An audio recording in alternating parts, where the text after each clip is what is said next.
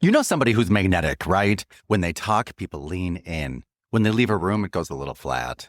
And you probably assumed that they were born with something that you weren't. They were not. And the thing that they are doing isn't charisma. It's a set of things they do to train the brain of the listener, most of which they could not explain if you asked them to, okay? So today I'm going to show you all of them. And I'm going to show you the boring version and the magnetic version of the exact same sentence, so that you can hear the difference rather than just take my word for it, okay? So there are 3 things that I'm going to promise you in this video. Number 1, the single biggest thing magnetic people do is almost always the opposite of what you would guess, and it has nothing to do with having interesting stories or being funny. And there's a piece of brain research that proves it so cleanly, it'll change how you walk into every room for the rest of your life. Number 2, there is a reason people's eyes glaze if you're still talking, and it isn't your content. It isn't confidence. And it is not volume. It's something that your voice is doing that you can't even hear yourself do. And I'm going to play you both versions. And number 3, there are 4 words that make a person feel more seen than almost anything else you can say to them, and they cost you nothing. Most people never say them, not even once in their whole life. That's at the end, okay? So let's start with the thing that reorganizes everything. Researchers put people in a brain scanner and had them do 2 things: talk about themselves or talk about somebody else. And when people talked about themselves, the reward areas of the brain lit up. These are the same regions that respond to food and money and the things that we are built to want, lit up like fireworks. And they made it concrete. They offered people actual money to answer questions about other people instead of about themselves. And people gave up money. They took less money for the chance to talk about themselves. Now sit with what that means. For every conversation you have ever had, being listened to is not a courtesy, it's a reward. It is something that the brain wants in a way that it wants food, which means the person who gives you the experience becomes, in a completely literal sense, somebody you feel good being near. So here's the first correction, and it's the whole video. You do not become magnetic by becoming more interesting. You become magnetic by making other people feel more interesting. And I want to say the uncomfortable part of that too. Everything that you have been doing to be more captivating, the better stories, the quicker wit, the thing that you've been researching in the car, is you trying to take the reward from them, not to give it to them. It's not that it doesn't work. It's that it's aimed the wrong way. So subscribe, because I'm giving away one of these a day on the things that quietly decide how people feel about you. All right. So how do you give it? Not by asking questions. You already ask questions. You do it by asking the second question. Watch what almost everybody does. So what do? I'm a nurse. Oh, nice. My sister's a nurse. Gone. One question and it's straight back to me. Here's the second question. What made you decide to do that? That's the deepener. It works because of what it asks for. The first question gets you a label. A nurse, a teacher from Ohio. Labels are cheap. Nobody feels seen being handed one. The second question asks for a decision. And behind every decision, there's a story and a reason, and usually something they actually care about. You just moved them from reciting to remembering. That's the reward. The rule is you can always go one deeper than feels polite. Almost nobody in that person's life is asking the second question. And when you do, it does not feel intrusive. It feels like being taken seriously, being seen. Now the voice. Here's the sentence, straight out of a local newspaper, okay?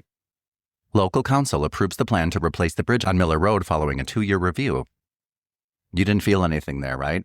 Now you'd assume because it's boring. It's boring information about a bridge, but it isn't. Watch. They have been arguing about that bridge on Miller Road for 2 years. 2 years. Last night, they finally voted. Same bridge, same council, same 2 years. But you want to know what happened?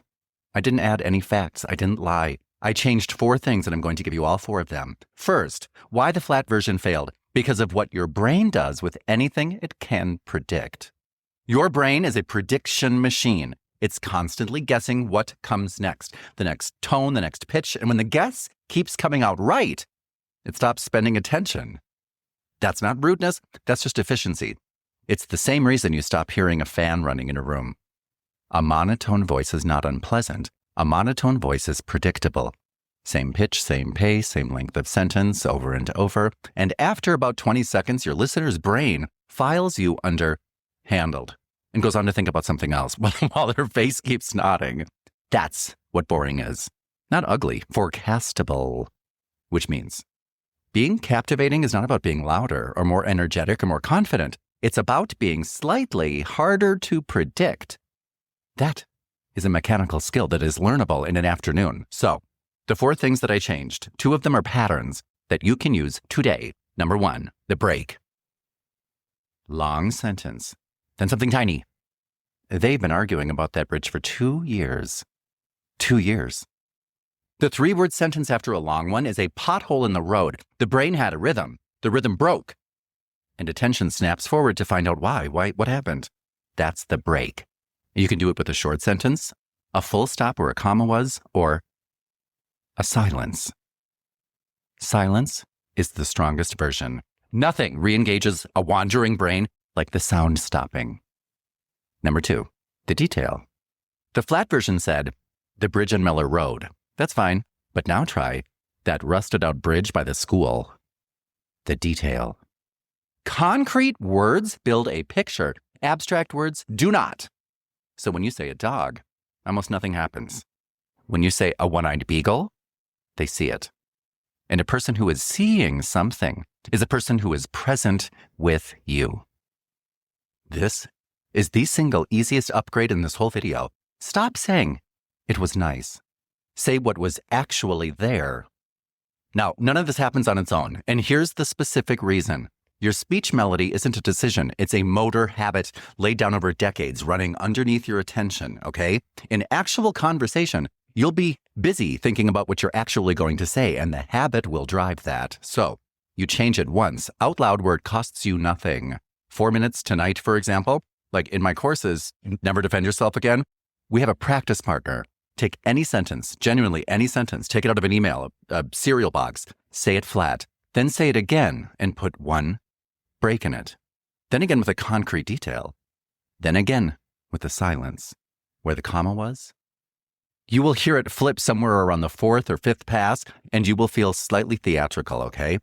That feeling is the sound of not being predictable, and it does not read as theatrical to anybody but you. There are 30 plus situations in my latest course. The link is below if you'd like to check it out. Check it out. Now, openings. Most conversations die in the first sentence because most people open with a conclusion. I had a good weekend. Now it's finished. There's nothing for anybody to do with that.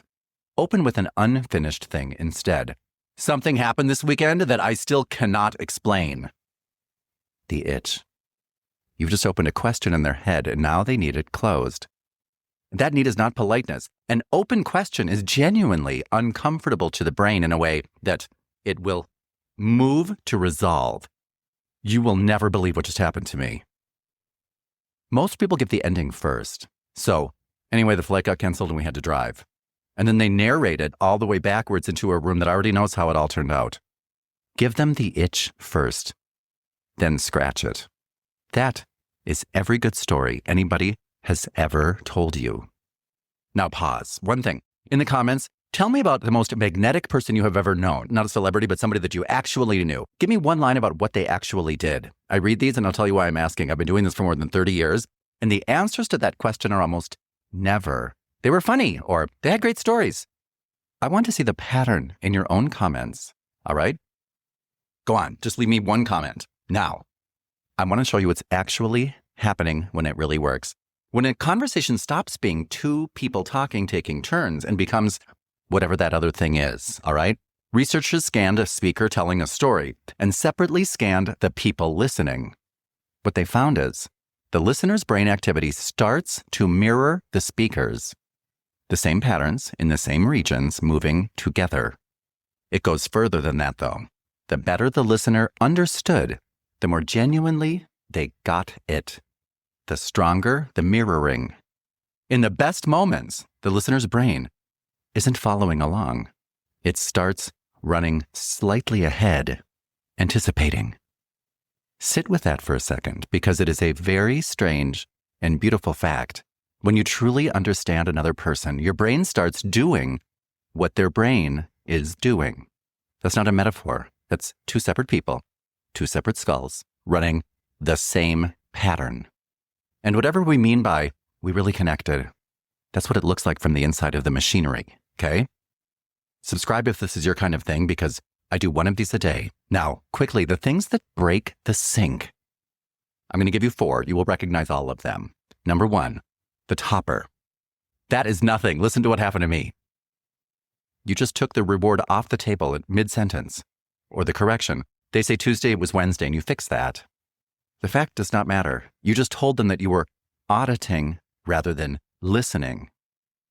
The wait to talk phase. They can see it. Everyone can always see it. A person waiting for their turn has a completely different face from a person who's curious. The difference is visible from across a room. Or the abstraction. It was fine. It was good. We had a nice time. Nothing to picture, nothing to sync with. You handed them fog and expected a connection. And now 4 words, okay?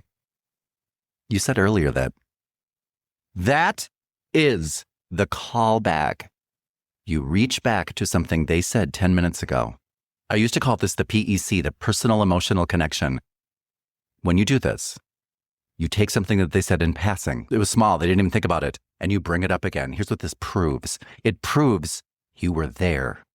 Not nodding or queuing up your next thing. Actually present. 10 minutes ago. Holding something that they said as if it mattered. As if they mattered. As if to you, both of them do. There's no comment on earth that lands like this. You can tell somebody that they're brilliant and they'll deflect it in half a second. You cannot deflect evidence. And here's how rare it is. Think about the last month of your life. How many times did somebody quote you back to yourself? For most people, the honest answer is 0.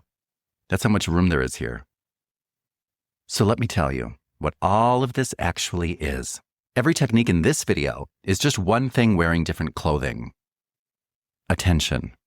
The second question is attention. The callback is attention. The detail is you paying enough attention to the world to have noticed that the beagle had one eye. Even the voice is attention.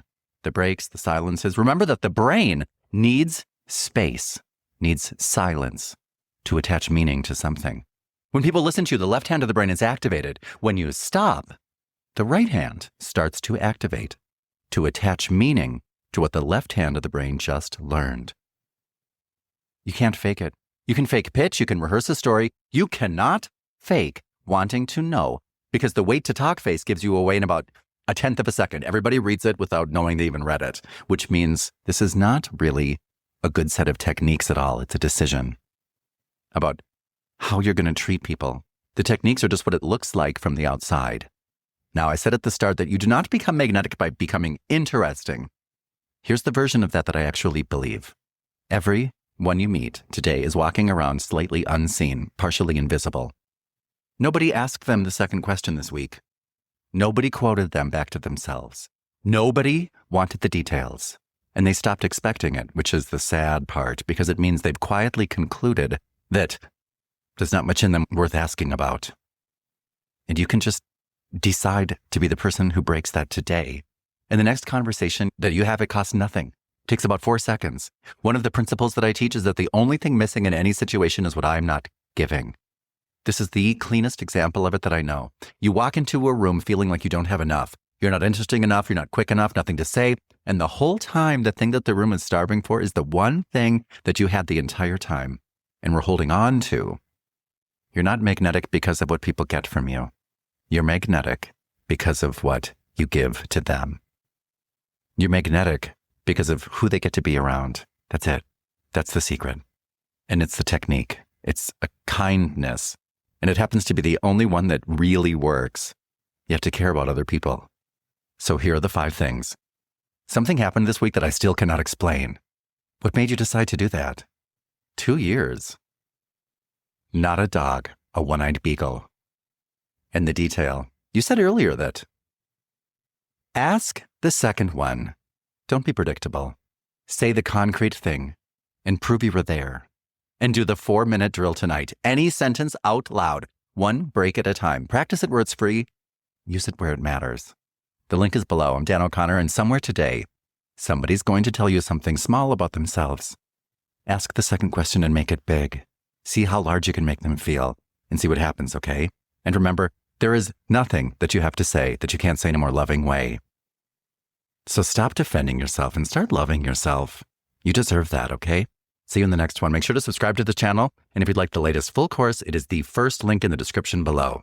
I'll see you on the inside there. You'll love it.